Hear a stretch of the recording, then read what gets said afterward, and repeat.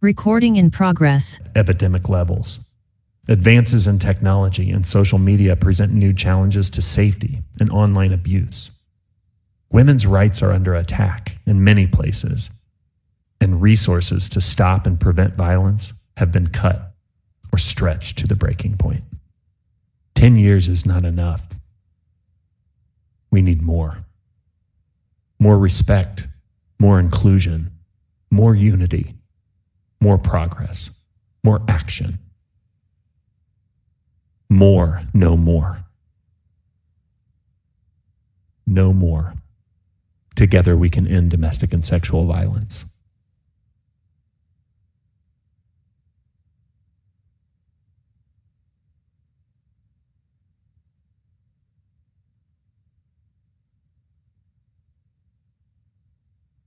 Hello, and welcome to the No More Global Dialogue series. Before we begin, I would like to just go over some general housekeeping. First, the webinar is being recorded. The recording will be shared afterwards, and it will also be available on No More's YouTube channel. Also, if you have any questions for our guest speakers today, please type them in the Q&A box. We will try to address them as we go on, and we'll try to address as many of them possible. Thank you so much for your cooperation, and we really hope you can enjoy today's session. My name is Pamela Sabala, and I am the CEO of the No More Foundation. It is my pleasure to welcome you all to this month's No More Global Dialogue session. These webinars aim to spark a global conversation on some of the challenges and some of the progresses on preventing gender-based violence. Today, we're focusing on sexual violence on college and university campuses, with the aim of raising awareness and inspire action to prevent it. And for this, I have a fantastic panel of experts and students joining today. And without any hesitation, I'll start with our first speaker. Really excited to have Kyle Richard, Associate Director of Men's Engagement and Special Projects for It's On Us. Kyle is an advocate and a national speaker for sexual violence prevention in sports. He has been recognized by It's On Us, the Capital One Orange Bowl, the Institute for Sport and Social Justice, and media outlets like ESPN and CNN, for being an active bystander and for his efforts to engage athletes and men in violence prevention. He had the privilege of receiving a letter of praise from Commissioner Roger Goodell at the 2018 It's On Us Biden Courage Awards. Kyle, it's a pleasure to have you with us today. And I would love to start by really asking all of you in one way or another, what motivated you to really become involved in efforts around the prevention and awareness to combat sexual violence on campus? Absolutely. So coming from the sports world, I was a linebacker in college, and I really wanted to be a strength and conditioning coach. That was what I really wanted to do.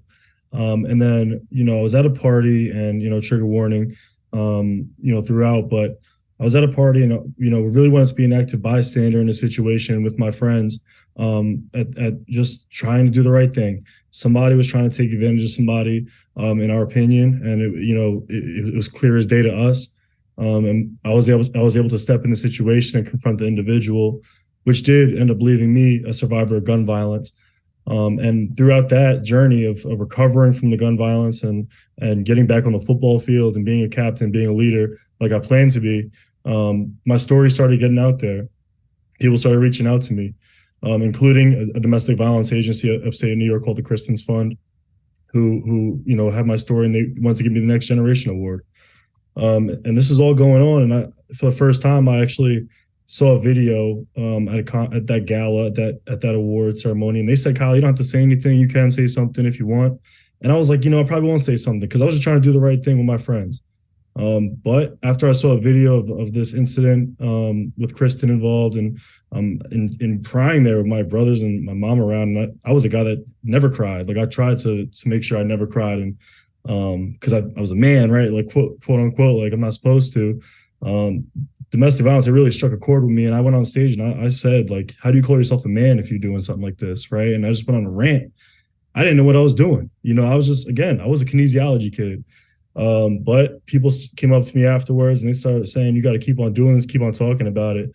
And ever since then, I was able to get in touch with activists like Brenda Tracy and people across the country that said that, hey, you are part of this. You can be a part of this. Even in me too, when I didn't really see myself as somebody that could be a part of it, it really did seem more feminist leaning, and and we understood what it was good for. But as a man, I didn't know my role. But I started finding my role was, hey, let's talk about relationships. Like, let's talk about love. Let's talk about the good things that we could get men involved with to prevent further violence. So that's kind of how I got started up. It wasn't, I was thrown into the field. Like a lot of people, especially the students we have on this panel, do a lot of work to get in the position that I've been able to be in and have my platform. So at least, since I have a platform, I'm trying to use it the best of my advantage, and actually be able to use the sports world, especially, to activate as many men in this movement as possible. And I mean, it's fascinating because not only came your experience, but then actually trying to find what was your place and trying to influence that work. And I wondered what challenges you had to not only to find your voice, but also to start doing that work, especially as you said, right, in a space that is considered feminist or, that where men haven't had that kind of leading role. Yeah, my biggest was, there are so many different places within the violence prevention movement. I mean, you have the survivor support side, you have the policy side, you have the prevention side. And I came from active bystander, right? It's just so many different pieces to the puzzle. And my head coach would always say, like, every piece of the car is important, right? And I didn't know since I was the active bystander, but obviously, who wants to be like me? I had to take 2 bullets. And that's a really scary place for it in a lot of situations. And there are better ways to intervene, which I was able to kind of hit on in the beginning. Like, hey guys, like I was running on pure emotion. Like I'm a confrontational guy, and that's what happened to me. But there was better things that we could do to be safe when we're intervening and by delegating and this and the third. So I came from the active bystander world, but I knew that wasn't enough. I knew that's not real prevention. Like if you want to include active bystander prevention, maybe having those conversations in the locker room. What are we saying? What are we talking about when we're talking about women or sex or relationships? How are we talking about it? Are we talking about it in a productive way? And I'm not saying don't crack a joke every now and then because it's just what it is. But are we actually talking? Do we know what's right and what's wrong? Are we doing that? Are we educated on these subjects? So I started realizing, I need to kind of dig a little deeper and talk to more activists and learn more and kind of shut up and take a step back and listen to people that have been doing, more prevention. And I started getting in touch with, Don McPherson's of the world, which are really related to masculinity and manhood. And, I've realized, like, even though I'm only 26 now and I'm still trying to learn what it means to be a man, at that point, I could at least be vulnerable with everybody and say, hey, here are my struggles. Like, here's my struggles with maybe hypersexuality. And here's what I've dealt with in my life as a man when I deal with rejection and feeling unworthy or not dealing with my mental health and just trudging away as if I don't matter. Because, hey, one part of my story is after the shooting, like, and everything that happened to me, nobody was asking me how I felt. I was probably pushing them away saying I feel fine and I'm fine. And my teammates felt the same way. Like, how you doing? I'm always good.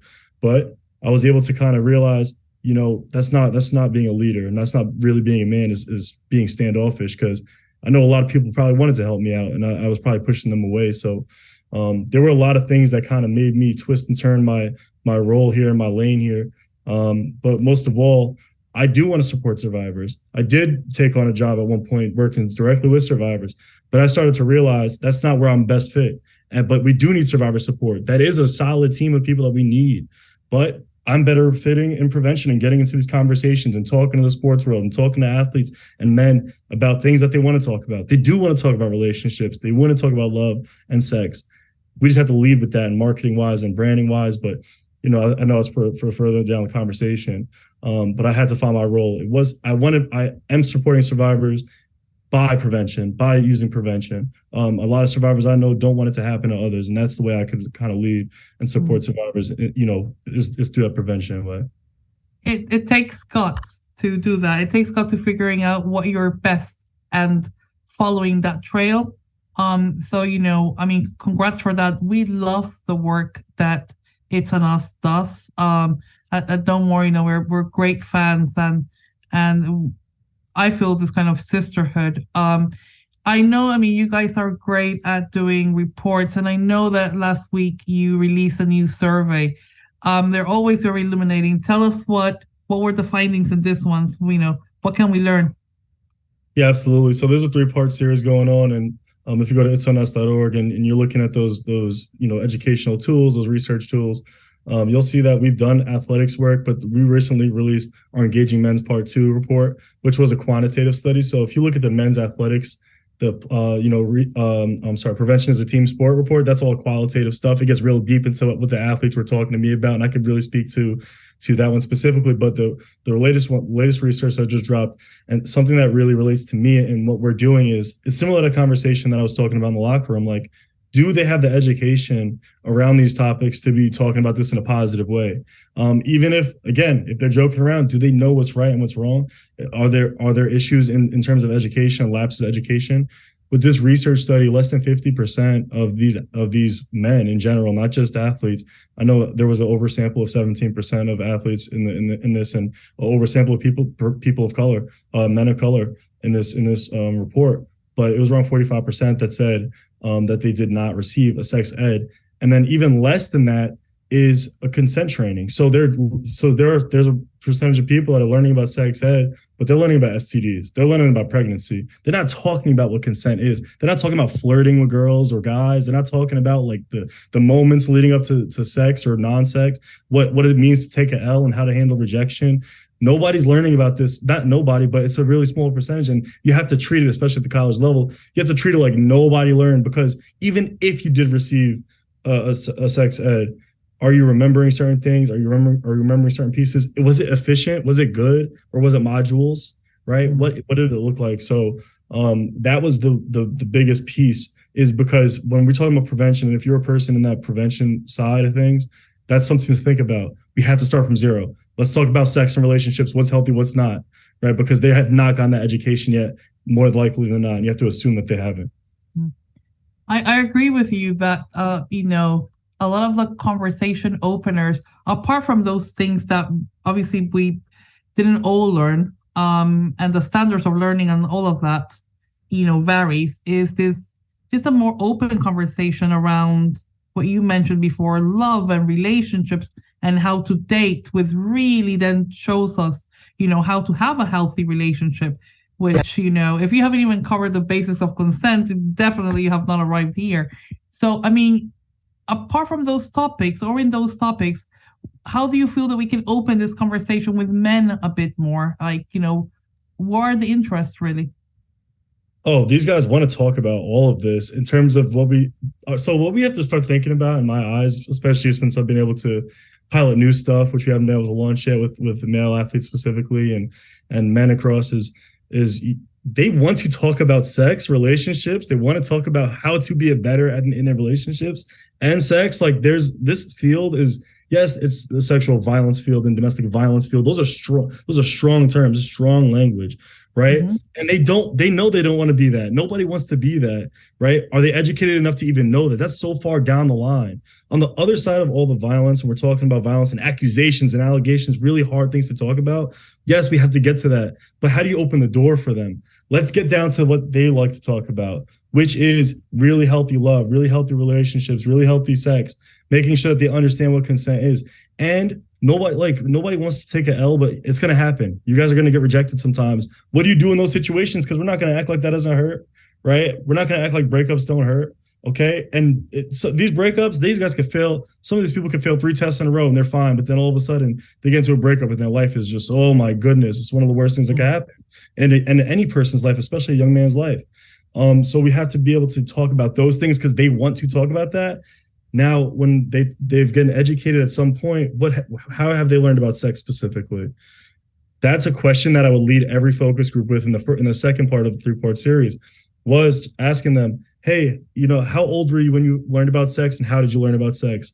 It sounds crazy. I know you're definitely thinking this, but I have some crazy answers, Kyle, because you damn sure are true. It's true. Okay, these people are talking about they learn from magazines, this and that. I'm like, you guys were born in 2004. How are you guys still seeing porno mags? Like, what is that about? We have to be honest with this field. It's not just a sexual violence prevention field and domestic violence prevention field. We are a sex field. We are a relationship field, right? And we could actually lead with that in order to get in front of these men, bring them into the conversation. Then we were able to talk to them about the harder things, like survivor support when a survivor comes to you, or if you are a survivor. I don't remember leaving a focus group, especially with the male athletes, where somebody hasn't alluded to the fact that they have been hurt physically by their partner that happens to be female, right? So we have to start showing them, hey, you guys could be a part. You guys are more likely to be survivors than you are a perpetrator, right? These are ways to bring them in instead of pointing the finger at them, bad, bad, bad. My coach used to always say, don't think of a duck. Don't think of a duck. And then everybody's thinking about a duck, right? That's not coaching, right? If you're trying to coach these people, educate them, you got to say, think of a chicken, think of a chicken. If you want them to think of a chicken, they're going to think of a chicken. But if you tell them, don't, that's not actionable enough. You need to give these people action. And I fall victim to it too in my prevention efforts. When I was doing speaking engagements and telling my story's great. It's emotional and people love it and they get attached to it. And I could talk about my problems as a man, but what happens after I tell that story? Is there any actionables? Is the school? I would have to rely on the school to hopefully they do a good job of their programming on campus, because the people are attached. But now what? We have to make sure that we're opening the door and giving them the actions, the how-tos, how to flirt, how to talk in the DMs, right? Things like that. And then when they're not responding to you, how to go, okay, I don't want to be a stalker here. Am I allowed to send a third text? What should I do if I am going to? Those very real situations where a lot of our field speaks in these things in black and white, but that gray area is really important for us to talk about, especially with the men. No, I think I completely agree with you. As a sector, as a field, we failed to talk to men initially. And when we started doing some of that, we were definitely treating men as potential perpetrators, not just as, fulfilling men's aspiration, needs, etc., which I guess is a great start. So thank you, Kyle, so much. We can be talking, I'm sure, for ages, but we'll kind of come back at the very end. Thank you so much. Thank you. And now I am, honored to introduce to you Sulakshi Ramamurthy. She's a student at American University, a junior, studying international relations. So I love you, sisters. I did that too. And she recently has started a No More chapter at American University, along with her co-president, Claire Kolmansberger. With a profound commitment to social justice, Sulakshi is deeply passionate about ending domestic violence and sexual assault. Her dedication to these critical causes drives her work towards creating a campus that is free from violence and fear. Through No More, Sulakshi aims to be a catalyst for cultural change in how sexual assault and domestic violence are perceived. Sulakshi, it's a pleasure to have you. And again, we're going to start from that kind of similar point that we did with Kyle. What motivated you to become involved of so many issues that are discussed in college campuses today? What drove you to this? Yeah, absolutely. So my motivation to get involved in survivor advocacy comes from a really personal place of me being a survivor myself. I grew up in a very violent household, and I witnessed my parents be in a very violent relationship, and seeing the toll that it took on my mom being in that relationship and coming out of that. I just wanted to make sure nobody ever had to go through that again and had to go through that without having the resources that they need, because my mom was left with nothing and she had to build her life back up from scratch. And that's why I'm really passionate about putting an end to domestic violence. But I got involved in efforts to promote awareness and combat sexual violence because I witnessed the firsthand impact of sexual violence on college campuses especially at AU. And I began to notice how prevalent it was, especially my freshman year. I saw that survivors were struggling to come out and speak about their experiences, either due to the fear of not being believed or being judged or being treated differently because of their experiences, or just being ignored and not acknowledged for their experience. And it broke my heart to see the suffering and the silence of survivors.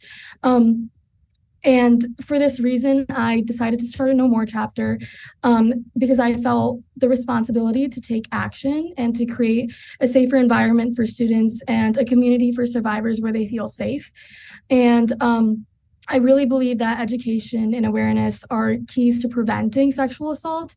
But more than that, my main goal is to just change the culture of how sexual assault and domestic violence are viewed on campus, because I think that's our biggest problem at AU. First, thank you so much for sharing your personal experience. We forget too many times of people who have witnessed domestic violence as children, and there are so many out there, and it resonates with many, many of us. So thank you for that. And I really want to kind of get even a little bit more your perspective, and why do you think that this has been happening on campus, and why is it that we're seeing it more now? Is it just because it's happening more, because you get a sensation that maybe people are speaking up a little bit?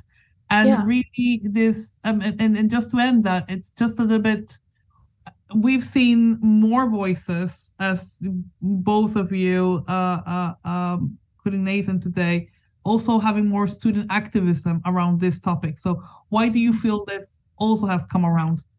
Yeah, so I think this has always been something that's really talked about at AAU, but there was a certain incident that really created the influx in student activism. Trigger warning. Last fall in 2022 in November, there was a sexual assault that happened at 2 a.m. Someone broke into two girls' rooms, and this is kind of what triggered the entire movement at AU.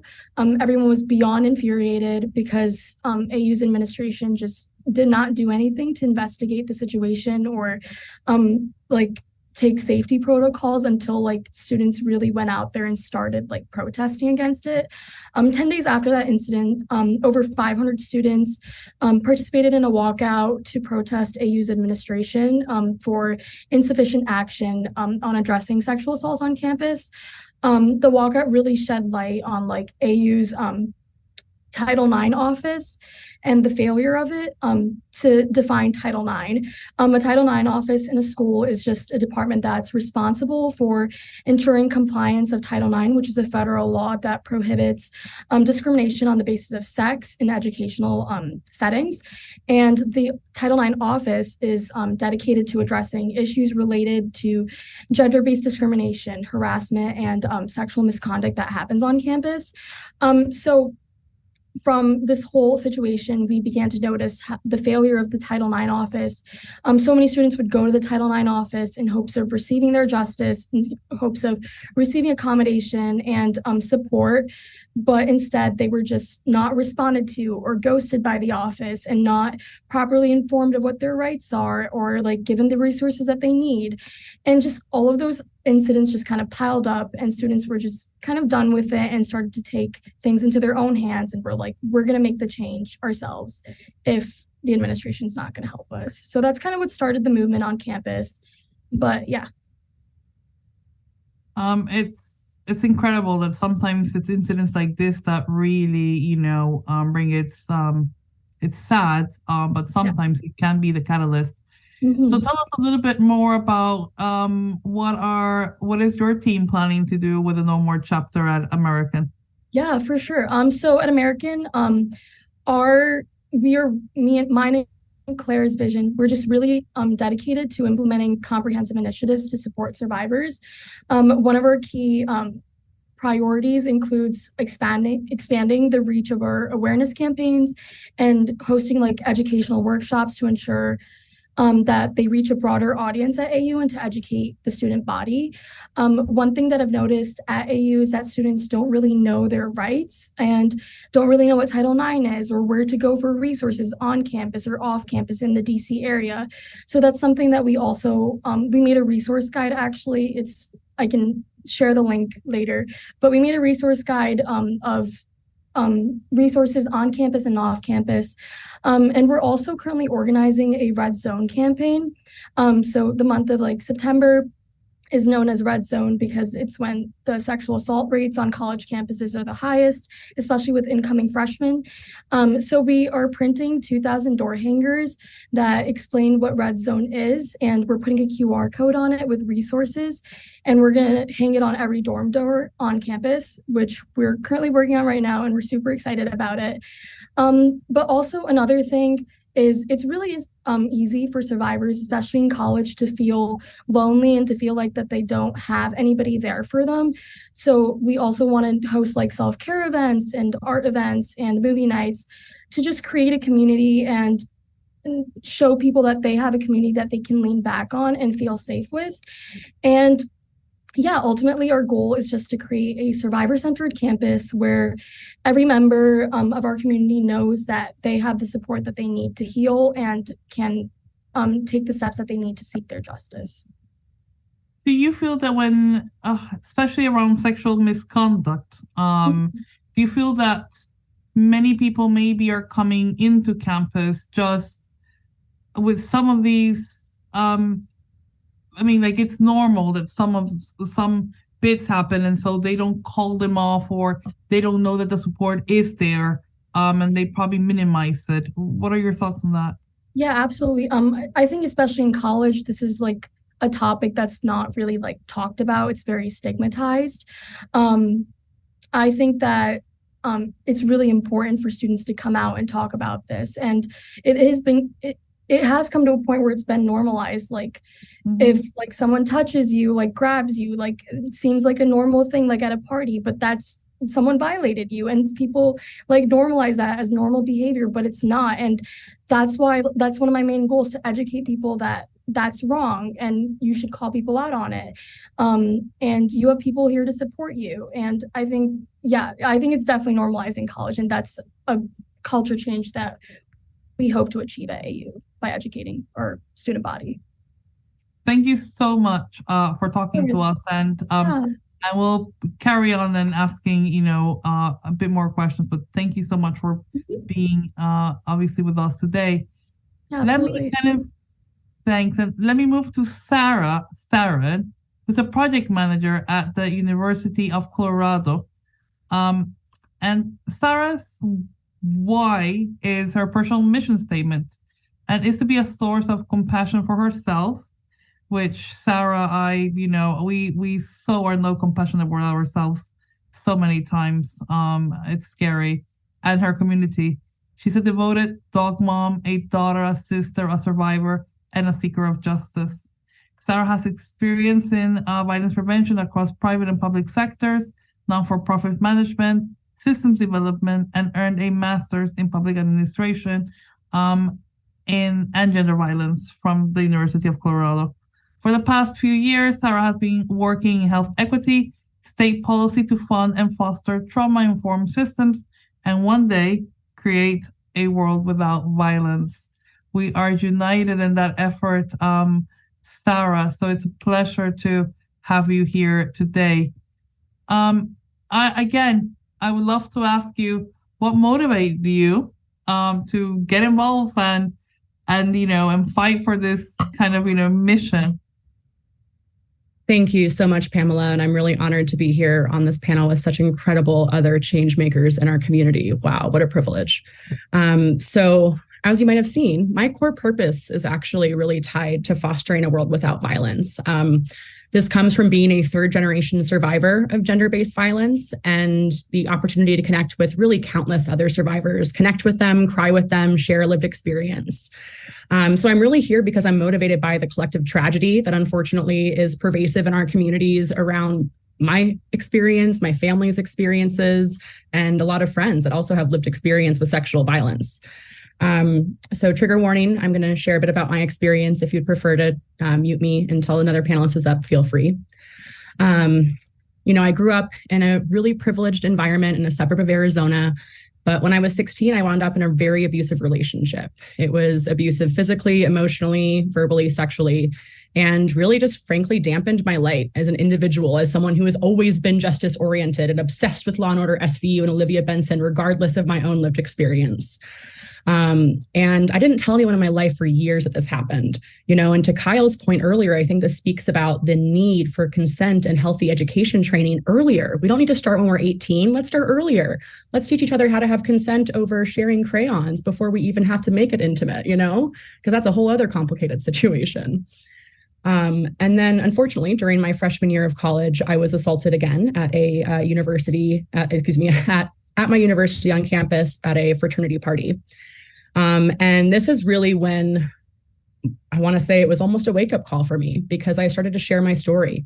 I told people around me what happened and what was really still happening for me, because even though it occurs in one space, I developed PTSD, and that was impacting me on a daily basis with how I was able to show up to class, which, spoiler alert, was not very often, and the fear of having to see someone on campus that I'd had a violent experience with, and not understanding what to do with that. And, like Shalakshi was saying, trying to understand if what happened was assault. Was it right? Was it wrong? Even as someone who had been reading these books and literature for years, wasn't able to contextualize my own experience of assault in its definition and in its true form. And when I really started to share my story, honestly, 8 out of 10 people that I was sharing it with were saying, me too. Shout out to Tarana Burke there. And that just pissed me off. I was furious. And I was mad because not just because it happened to all of us, but because so many of us felt the need to stay silent. And it took a while, but I began to understand that while my story is uniquely mine, it really belongs to all of us. Because this is really where I became committed to join this unofficial but very ragtag powerful group of bad ASS feminists that are around this world, that are all on this call right now, saying that we're kind of done. We're not going to return to that place of silence and isolation for survivors of violence. And so really the short answer is I want to foster a community where survivors can bear their scars in the light of day, paint them in glitter, and we can all work together, standing arm in arm on lifting each other up for a different type of culture. I have my master's in public administration and gender-based violence, which was really, really critical for me in understanding how systems and institutions play into the perpetuation of violence. And if I was mad with talking to individuals, I got even more mad when I learned about all the stuff that is keeping it this way that's happening in our society and institutions and policies, not just in the US, but all around, And so for the past few years, I've been really fascinated in how our culture, our economic systems, our political institutions really uphold and perpetuate rape and gender violence. Thank you so much for sharing your story with us. One of the pieces that I pick up for any parent that is hearing us, or any adult in all of matter of fact, is there seems to me that there is a lack of awareness on teen dating violence, and how, at 15, 14, 16, you can have, very complicated relationships, abusive in all forms. And I think it's, and also you kind of also touch on generational violence and the impact that has. Not necessarily on causing the next generation for that to happen to them, but all the traumas associated with them, how that comes, that comes down. So I think those are topics that we tend to forget a lot. But can you tell us a little bit about prevalence on sexual violence in campus, and tell us, for everybody that doesn't know, what a red zone is? Yeah, absolutely. So you've probably heard the statistics by now, but the data, which we'll talk about why it's maybe not accurate of lived experience of everyone around us, says 1 in 5 women, 1 in 13 men, and 1 in 4 trans or gender nonconforming students. And I would also probably include the LGBTQ population in that 1 in 4 from my personal anecdotal experiences, experience sexual assaults at some point during college. And as I said earlier, based on my personal experience, and yes, like attracts like in terms of like-minded people, but I experience over 50% of my communities as a survivor of some sort of sexual violence or even harassment in some way. And so I believe that number is higher. The reason that I think we have some of those discrepancies in reporting and what we're seeing on campus and how we're able to really measure prevalence, again, speaks to, Kevin's point around Kyle's point around education. Because, we've seen in research, when you're asking a question that says, have you ever raped somebody? About 14% of men and perpetrators say yes, they have. If you ask the question, have you ever forced someone to have sexual intercourse? That number goes up to 34%. Same experience, we're just using different words. And so kind of like, Kyle was saying, if we move away from the labels and move more into educating on what the experience looks like and the realistic pathways we can take out of that when those situations do arise, that's where we're able to kind of connect to those real prevalence numbers. And then the red zone is, also mentioned by Shulowski, it's a term that's been kind of floating around in literature since the early 2000s. It's unfortunately named for a football reference, but I digress. It speaks to the period of time at the beginning of the school year. Typically, it's focused around freshman students, but no one is immune because you don't wear your grade on your t-shirt when you're walking around on campus. But freshmen are most likely or most at risk for experiencing sexual violence. That is over 50% of college sexual assaults that we see that we're able to track, which means there's more, are happening in August, September, October, November, up to Thanksgiving break, typically. So this sucks, right? And this is also, I think, an opportunity for us to look at when we understand prevalence, when we have this privilege of data that we've only really had for the past 40 years, and 40 years is being generous in this industry, is you hear the words at risk a lot. I just want to name for any single survivor that's listening, please make sure that at risk is never translated or interpreted as your fault. Just because we understand there are higher risks and higher times by certain activities and behaviors, and if you go to a party and you decide to drink alcohol, you are not responsible for violence that you experience. The only person responsible is the person that chooses to commit violence. So take prevalence and prevention statistics with that kind of grain and make sure that you're acknowledging that, use common sense, look out, but remember the only person that's ever responsible is the person who commits it. Doesn't matter if you're incapacitated, doesn't matter if it's the red zone. But now that we do have this information, let's do something with it. Let's do outreach and awareness events so we can try to just have a little bit more awareness to start, opening that conversation for folks that Kyle and It's On Us are talking to and saying, hey, let's have these conversations. It's hard to bring up those conversations without them feeling intense. But if you have a bunch of red flags that are all over campus or red door hangers that are bringing awareness to something, you can say, hey, this week at the, the business fraternity meeting, we're just going to have a topic about some things that are going on campus. We're seeing these red flags. Does anyone know what they mean? They want to talk about it. Just little ways to kind of start that conversation.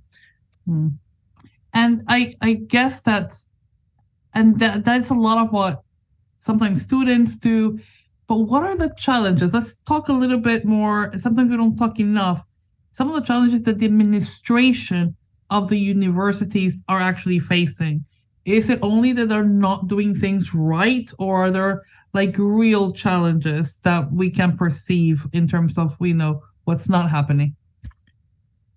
There's deep structural challenges. Unfortunately, it's not a lack of people with good intentions and desires to make our world a safer place. I think that's a value that most people would agree with and wouldn't fight against. I think what the issue is you have two different main actors. One actor is a university who frankly is a business, and even public universities, their job is to make money and stay open so they can keep educating students. So that's always going to be their primary goal.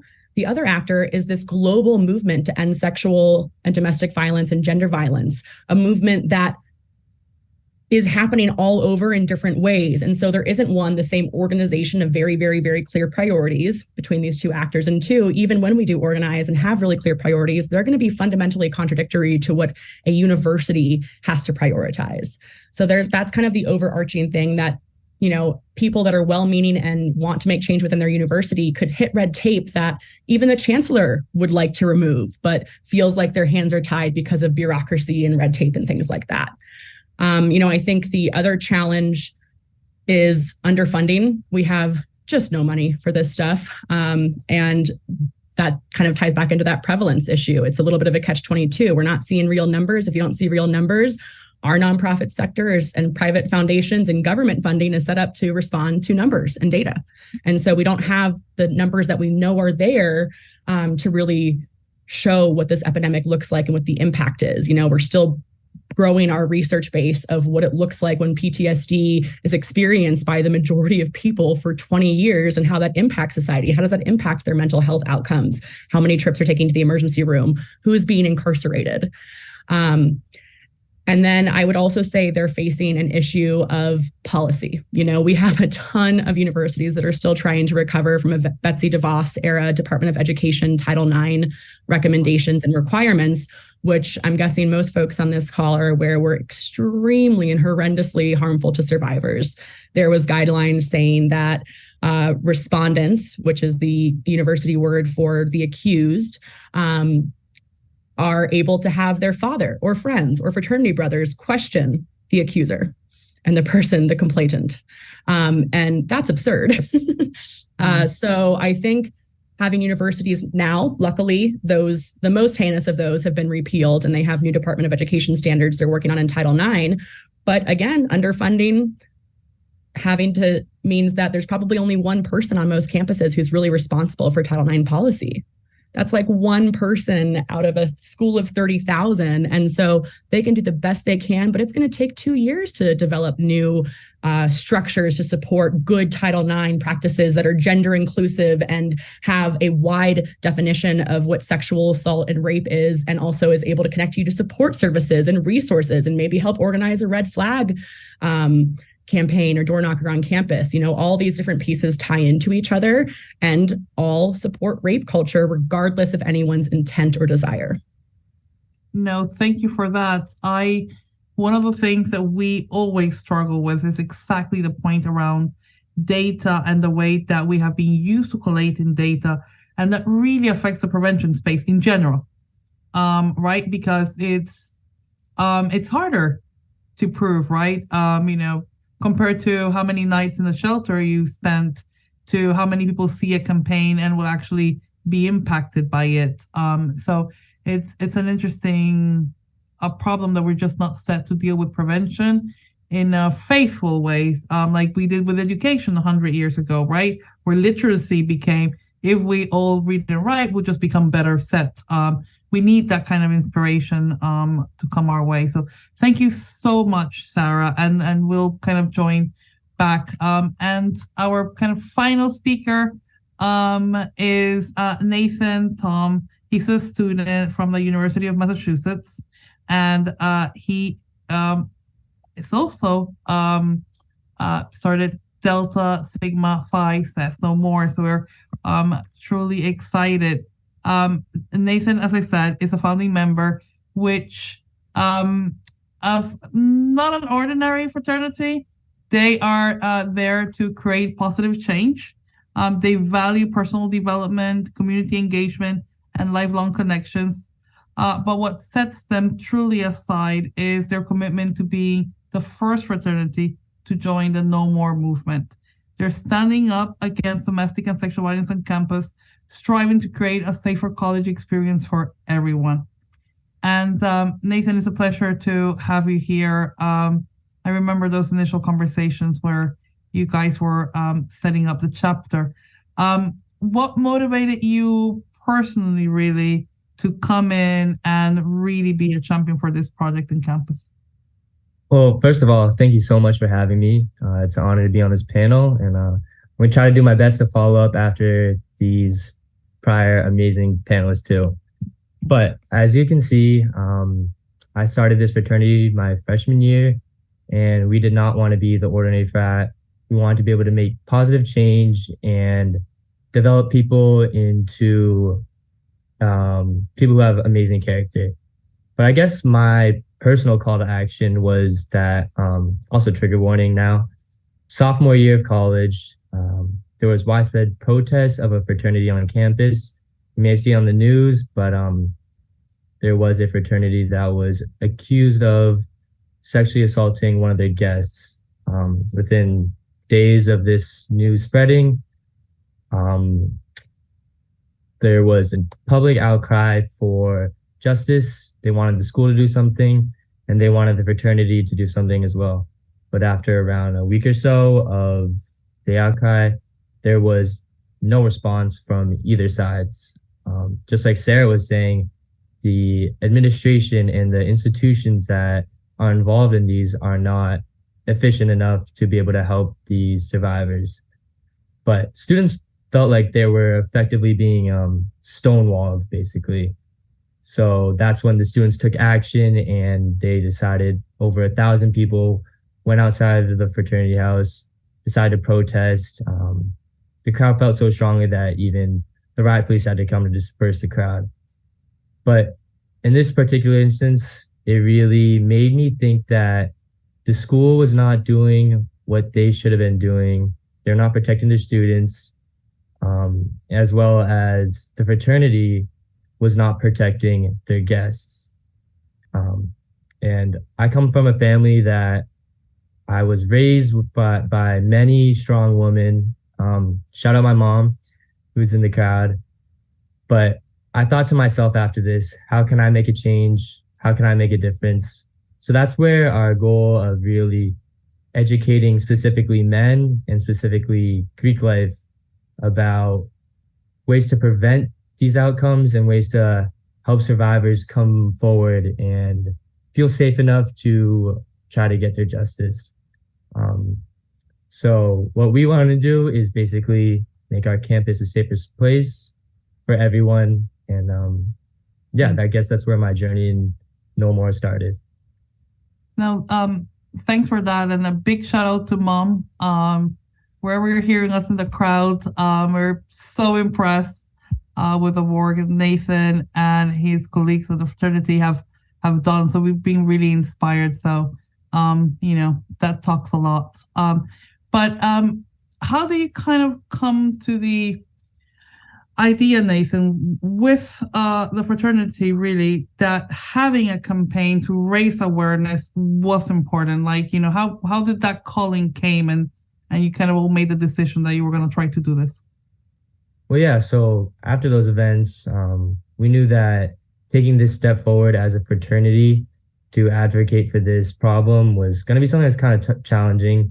We are an organization of 100% men when these problems are happening to majority women, heavy majority women. People might ask, like, how do we even know about these problems? How can we relate to these experiences? But we're here to recognize that there is a rift in perspectives. We're trying to close it.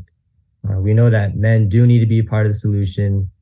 And we just want to be able to get over that stigma, I guess. We want to start the dialogue here between the students, administration, and Greek life to be open and provide a space that survivors can feel safe, that even partygoers can feel safe, and they know that they're not going to be harmed.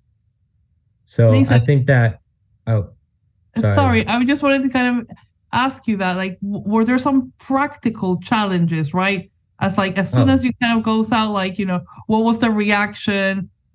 Yes, like, tell us what were some of those immediate real challenges that, you guys faced. Definitely. Like when one of our first events we did for No More was a hot cocoa fundraiser, getting people to sign the pledge and just be more familiar with No More and their cause.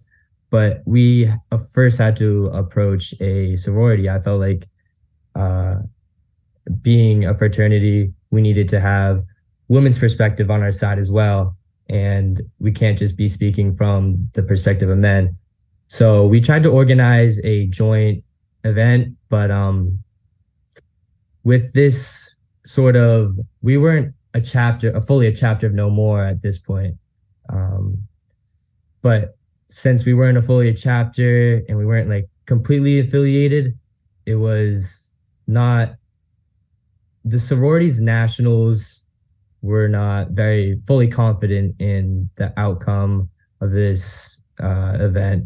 They thought that maybe it'd start conversations that would make them look bad or make our fraternity look bad. But we just know that what we were doing was a good cause. And ultimately, we're still making our campus a safer place. So we were still worried about the repercussions. But I think it was important that we pushed through and really made a statement so that other fraternities and other sororities can follow in our footsteps. And what advice would you give other fraternities that are thinking about this or that might, start a process? Well, basically, you just got to start. Might seem like a daunting challenge we're all facing. And that also might be true. I'm not naive enough to think that by the time I graduate from UMass, this problem is going to be solved. I know that right now we need to create a base for the problem to be solved, and that's still going to be hard work. But you can't be scared of the challenge. We need to join together for a common goal. Our chapter felt so strongly about joining the cause because of No More's values and how they align with ours. So that was not a tough decision to make to join the cause or effort. But I think that the fraternities need to look deeper into what they stand for and how they can help. Thank you so much for that, Nathan. It's as I said, it was a pleasure kind of working with you from the start, and thank you for being here. So now if we can all come together really, and we've had so many questions and we don't have the time, but I'm gonna try to merge and bring them together. I'm gonna start with Kyle. There are many questions around what can sports really do to come into this provincial culture and really influence it. So in a way, how can sports be an ally? Yeah, there's a couple ways for sure. I mean, first off, there are many university people percentage-wise that are athletes, and certain universities that percentage is even higher than others. We want to be able to make sure we're preventing as much violence as possible, and we have guidelines, and I know there are systems in place for universities to get prevention out there. Unfortunately, a lot of universities take the easy way out, which is click through modules that nobody's building culture around. The good thing about athletics and sports, at least for the prevention in athletes, and especially in Greek life as well, this also plays a factor, is there are so many people together in one room that you could actually engage with in terms of prevention efforts. And yes, it's mandated. They're going to have to be there, right? But if you give them something and give us something, right? Speaking as a former athlete, that's really good. That hour or two flies by and it's like nothing. And we actually get something from it. It's that when we feel like we're forced to go somewhere after a problem happened, after a high profile incident happens, right? And then you're in there, then it looks like you're part of the problem. You're a perpetrator. Here's why, and here's your Title IX thing. That's where it becomes a problem. But at least you have to educate those demographics on campus. Another thing is, you have to use influence. And the biggest piece for me when I was a student, because all this happened, my story happened, and my ESPN Sports Center special happened when I was a senior. But that whole story was when I was a junior, going into my junior season, I should say. And what I was able to do, athletes in general just have time constraints. It's hard to get athletes to do, a lot of things outside because they're always traveling, practicing, school, this, that, the third. I even missed the Thanksgiving playing football. Like the time constraints are there. But what I was able to do for our local Safer organization, or like a No More, like a It's On Us chapter, was promote events and put it out there for them. I had a big platform. I was an athlete. A lot of athletes in Greek life do have big platforms for change. And if you want these people to be a part of it, maybe try to get them in a smaller way, which is being an ambassador. What if you have an event that you want to get people to? It would be a good idea to get somebody as high profile as an athlete on your campus to actually promote that idea. And hey, now that person that's promoting that idea is feeling like they're more of a part of the change and a part of the solution than they are as a part of the problem. We do recognize sports as, especially when you're trying to engage men, as a huge chunk of the male population that you could cover by just talking about sports. It's not everybody, but it's way better than what this movement's been doing, especially as in terms of engaging men. And we know that sports drives culture. Taylor Swift's everywhere because Travis Kelce this, and I'm not going to say who was more clout or not, but we know the sports world's huge, and there's a reason why so many people are paying attention, including me. There are great student leaders that are doing the same work as me and saying similar things as myself. But the reason why and there are people that have been hurt trying to prevent violence like myself. The reason why my story went viral and the reason why people hung on to it is because I played football. And that's just the fact of the matter. I was an athlete and I did something, right? So that's the reason why we want to make sure we're leveraging sports, is because that's the highest visibility things at university. They are the biggest representation of the universities that they are playing for and participating for. Thank you so much, Kyle and Sarah. I think in a way we address this with both Sulakshi and Nathan as students, but why do you think that college survivors are finding it hard really to report their assault in college and universities? From, again, talking from a much more of an administration point of view, or what are those experiences telling us? Yeah, I mean, unfortunately, there is very rarely trauma-informed systems set up that support survivors through that. And so for me, when I was post-assault, when I was 19 and a freshman in college and knew that it was time to get help but didn't know where to go, I did start with the university. I went to my campus police, and I experienced them as more concerned about how many drinks I had had the night before rather than who assaulted me or the details of the physical violence that I experienced. So I did not feel supported in that conversation, and my mental health was struggling. So I did not feel confident that I would be able to safely move through a university adjudication process or a civil trial or criminal trial or anything like that. So the legal system, the university's version of the legal system, did not feel like it was an option for me. You know, even when I was able to find a support group that was there for a little while, but even the support group was really not led with trauma-informed practices. And so even survivors that want to report and want help, it's oftentimes they can get close and get to the door and then feel that wall, and they feel the experience of rape culture. And that can really feel like being re-victimized, you know, by a system rather than an individual. And so many survivors, rightly so, avoid formal systems in order to protect themselves as a form of safety. No, that's and those are some of the challenges that we kind of need to keep on pushing, right, to be able to beat. I mean, Sulakshi, in terms of bystanders, right? I know that's part of the campaign. How do we move people, not only from having a knowledge, but from your experience, how from them to become, you know, bystanders? We saw obviously what Kyle did, which, I mean, he agrees that was like, you know, but how can we make sure that, in your opinion, that we're engaging, you know, students as bystanders too, active bystanders? Yeah. For sure. I know that we just had our first No More meeting, and a lot of the people, we had so many people attend, which was amazing. But a lot of the people that did come were bystanders, which is amazing. And I think that the support of bystanders is very, very important in this movement. And yeah, I think just like education is where it begins. And that's how it starts with education, and then everything else follows. But yeah.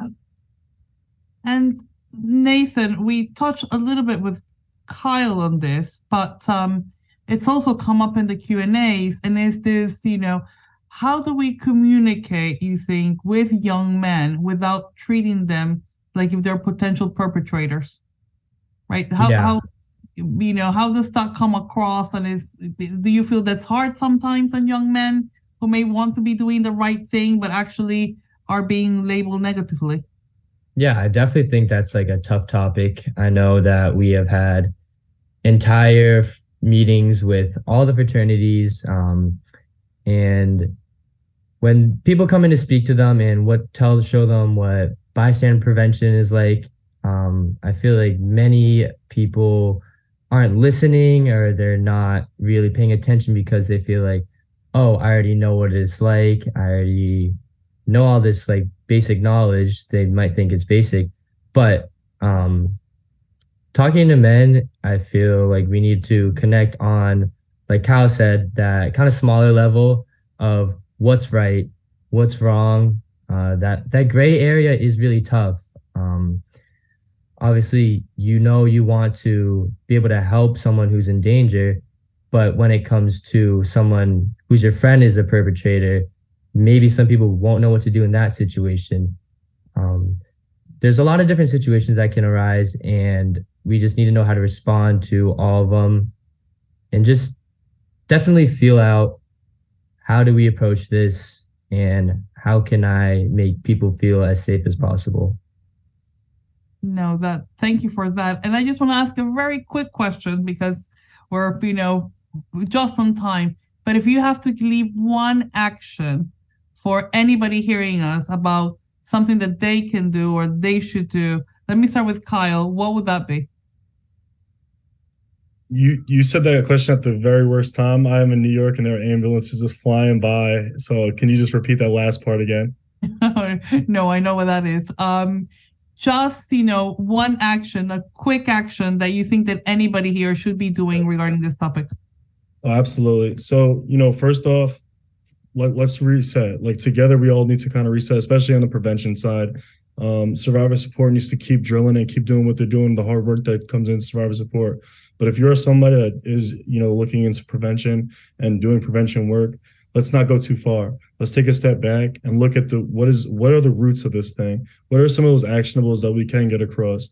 We do know that there are going to be violent people out there and people that know what's right and what's wrong, and they still do some bad things, and we're not ignorant to that as well. That's why that survivor support aspect is even more, in the justice side of things is very needed. However, again, that gray area, not just for active bystanders that Nathan just alluded to, but in terms of, when you're in a situation, a sexual situation or a romantic situation, if you're in an argument, right? What happens then? Are you breathing? Are you taking those deep breaths when you're in an argument? Because, hey, people, it's going to happen. Are you, what's the difference between, is it just toxic and not toxic relationships? Or is there something in between that's a little bit unhealthy that we could work on, some things that get us to that green area? It's on us is always welcome to helping people start off and reframe the thinking behind prevention. Starting us on us chapters out there, we have a bunch. And actually athletically, we'll be doing work, and I'd love to loop anybody in that wants to talk about that launch. We're going to be launching something in November. So basically really, I know there are questions like, shouldn't we start this earlier? Yes, but at least for me, that's focused on the university level. We're going to keep having to attack it the way we have to, which is people at the high school level are not getting this information, and we're going to have to teach them right away the meat and potatoes. We're going to have to act like we're the very first people that are talking to them about sex and relationships, so that we can't just act like these people are learning from porn, they're learning from family, they're learning from all these other things. We want it to come from us. At least we could teach them. And now the people that know and are educated, we're actually attacking in that regard in terms of knowledge and education, like the rest of the panel was mentioning. But yeah, if in terms of trying to do better, like if you know if it's on us or no more and you're trying to do work, take a step back and realize, hey, these people are not educated enough to even get to consent, to even get to sexual violence and domestic violence. A lot of people need to get to what is a healthy thing to do in your relationship and when you're in a sexual situation. Thank you so much, Kyle. And Sulakshi, that one piece of advice. One piece of advice, if you want to get engaged in the effort, I know that for me it's very intimidating to start advocating for ending sexual violence and domestic violence. I was terrified to start a whole chapter and lead this semester, but it's really nice to be able to connect with like-minded individuals. The way that I got involved with all the advocacy, I'm a policy organizer for Know Your 9. I'm not sure if you guys know the organization, but they do a lot of advocacy work for empowering survivors of sexual violence, and that's kind of how I got involved. And my advice would be to start reaching out to other organizations, see how you can get involved. There's so many organizations that do amazing work, like No More, Know Your 9, It's On Us, End Rape on Campus. And there's just so many organizations that you can get involved with. And I think it's really important to just start putting yourself out there, getting involved, be a part of the change. And also another piece of advice is it's also important to take a step back and take care of yourself, because this kind of work can get very, very overwhelming and very draining. And sometimes when you're actually doing things and making change, it still feels like you're not really doing anything, and because there's always so much room for improvement. But it's important to like recognize that you are making a change and you are making a difference, and you should give yourself a pat on the back for everything that you're doing. But yeah, definitely take care of yourself and your mental health. That's very important. But yeah, those are my 2 pieces of advice. No, thank you so much. Sarah. Yeah. Just want to +1 to Shulaxi, because put your own oxygen mask on first. Take care of your story, especially if you're a survivor. Take care of yourself. You are the most important part of your activism. And after that, give yourself space to find a lane that feels good for you to fit in. There's so many entry points to this work, which Kyle was mentioning earlier. You can do prevention work and education. You could lead healthy relationship classes for middle schoolers. You could teach consent via crayons and how to ask someone to borrow a purple crayon. And if they say no, how do you go get your needs met somewhere else and find another purple crayon, from someone that wants to let you borrow it? That can be done in elementary school.